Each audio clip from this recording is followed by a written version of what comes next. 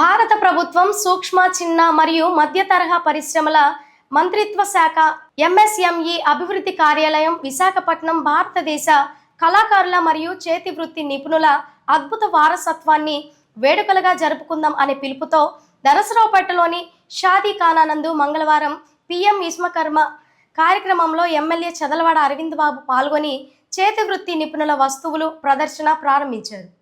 ఈ సందర్భంగా వారు మాట్లాడుతూ ఎంఎస్ఎంఈ చిరు వ్యాపారుల చేతి వృత్తి వారికి లోన్లు అందించేలా చూడాలని అన్నారు. ఈ అవకాశాన్ని లబ్ధిదారులు ప్రతి ఒక్కరూ వినియోగించుకోవాలని కోరారు.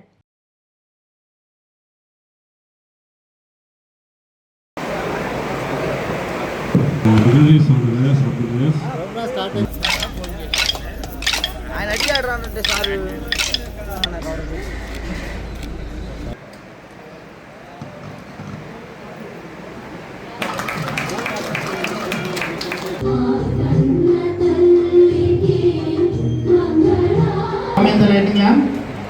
Now I request R. Senthil Kumar Garu, Joint Director.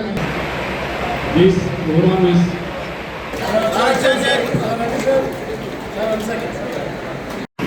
అది ముఖ్య ఉద్దేశం అందరికి కూడా మరి ప్రైమ్ మినిస్టర్ కానీ చంద్రబాబు నాయుడు గారికి సీఎంగా ఎంఎస్ఎంఈ ప్రోగ్రాంలో ఎక్కువ మందికి లబ్ధిదారులు ఉండేటట్టు వాళ్ళందరూ కూడా మరి చేతి వృత్తుల మీద ఆధారపడిన అందరూ కూడా మరి లోన్ తీసుకొని వాళ్ళ కుటుంబాన్ని పోషించుకోవాలి.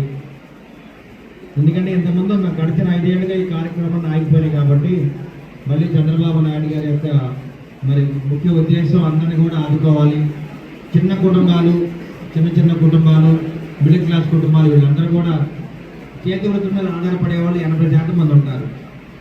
అంటే వ్యవసాయం చేసుకుంటారు, కుమ్మరి కానీ చేనేత పనులు కానీ, బుట్టలు వెళ్ళేవాళ్ళు కానీ, అదేవిధంగా కుమ్మర్లు కానీ వీళ్ళందరూ కూడా దీని మీద ఆధారపడి ఉంటారు. అందరూ కూడా ఏదో విధంగా ₹1,00,000 కానీ 2 లక్షలు 3 లక్షలు సహాయం చేస్తే తప్పనిసరిగా వారి కుటుంబాలు ఎక్కడో మరి వడ్డీ కూడా 5% చేస్తున్నారు కాబట్టి మనం బయట వడ్డీలు తెచ్చుకొని ఎక్కువ వడ్డీకి మన డబ్బులు కట్టలేక ఇబ్బంది పడతాం కాబట్టి ఇటువంటి కార్యక్రమాలు చేస్తూ అదేవిధంగా ముద్ర స్వానిధి కింద కూడా మనం ఎన్నో కార్యక్రమాలు చేస్తాం.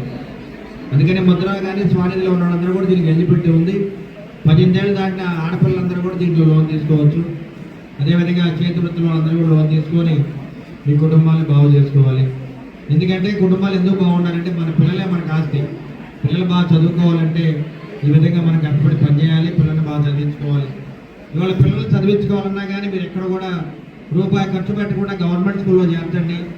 మిడ్ డే స్కూల్ పెడుతున్నారు, మీల్స్ పెడుతున్నారు, చదువుకోవడానికి స్టడీ మెటీరియల్ ఇస్తారు, అన్ని విధాలా అండగా ఉంటుంది. ఇవాళ మరి మహిళలకైతే ఉచితంగా బస్సు ప్రయాణం పెట్టారు.